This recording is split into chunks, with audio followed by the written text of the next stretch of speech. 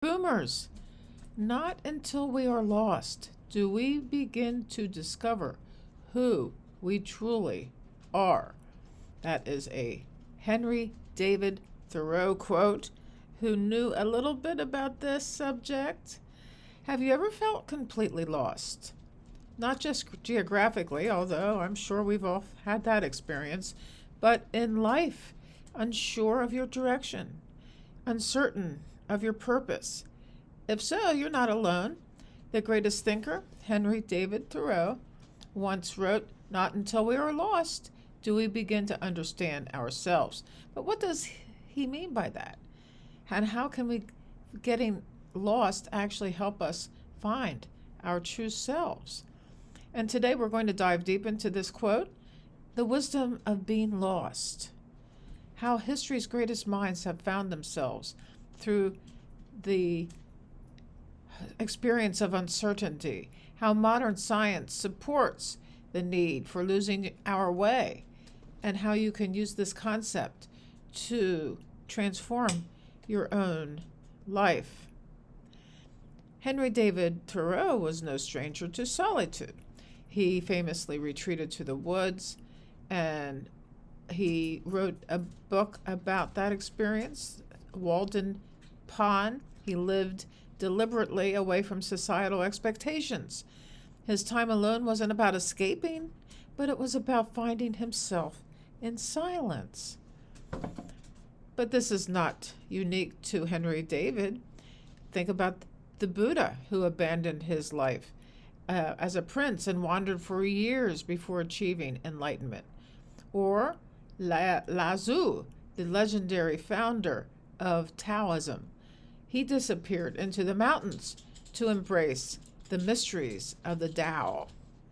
And even Jesus spent 40 days and 40 nights alone in the desert before beginning his ministry. Hey. Being lost isn't just a mistake, it's a spiritual tradition. Science backs up what I'm talking about here. Great figures intuitively knew when we feel lost, our brains go into a mode of deep reflection and problem solving. Neuroscientists call this the default mode network. The part of our brain that activates when we are not focused on external tasks. This network is responsible for self-reflection, imagination, and insight. And this is a mindset that should be implemented throughout each day, before we go to bed at night and when we wake up. When people take time away from their usual routines, they experience a higher level of creative thinking. That's why people like to go on vacations. Solitude and uncertainty force the brain to construct new narratives, helping us redefine who we are. And major life challenges and changes like a career shift, a movie, or even a personal crisis or retirement that can lead to increased self-awareness and resilience. So, in short, feeling lost is a trigger for growth. It forces us to question, to reflect, and ultimately to evolve. And I believe that's where our country is right now. Our country feels lost. It's a great time and a great opportunity for rising again. History is full of people who got lost before they found their way.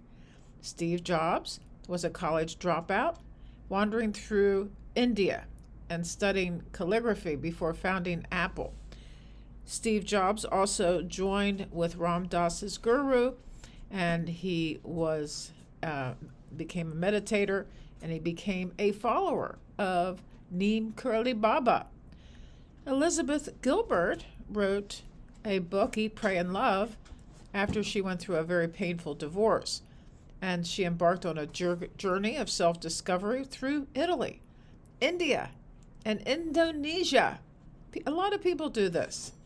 Nelson Mandela spent 27 years in prison, cut off from the world, yet emerged as one of the greatest leaders in history. These stories show us that feeling lost is not the end. It is actually the beginning. So, how can you use this wisdom, you and I, in our own life? Here are 3 practical ways. Embrace uncertainty. Instead of fearing the unknown, we see it as an adventure. If you're unsure about your career, a relationship, or a personal goal, give yourself permission to explore different paths and step away from the noise. Take time for solitude, whether it's a walk in nature, a silent retreat, or just turning off your phone for a few hours. This silence allows clarity to sink into your whole psyche.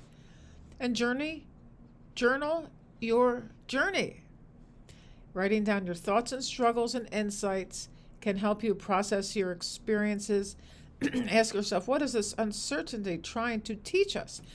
I do the morning pages as taught by Julia Cameron, and the original book that she wrote to introduce this journal method was called The Artist's Way. So you get up, write 3 pages of longhand, because that is supposed to be better than typing it out, because the brain needs the body to feel what it needs to feel, and actually enhances creativity to write it out, because you're having a flow go through your arms to the pen, to the page. And I found today's 3 pages to be absolutely enlightening, and I highly recommend it. Hey, you guys, I am taking care of a bird and 3 dogs this week. That is a new thing, and it should help me to, even be more creative. If you like this video, take a look here.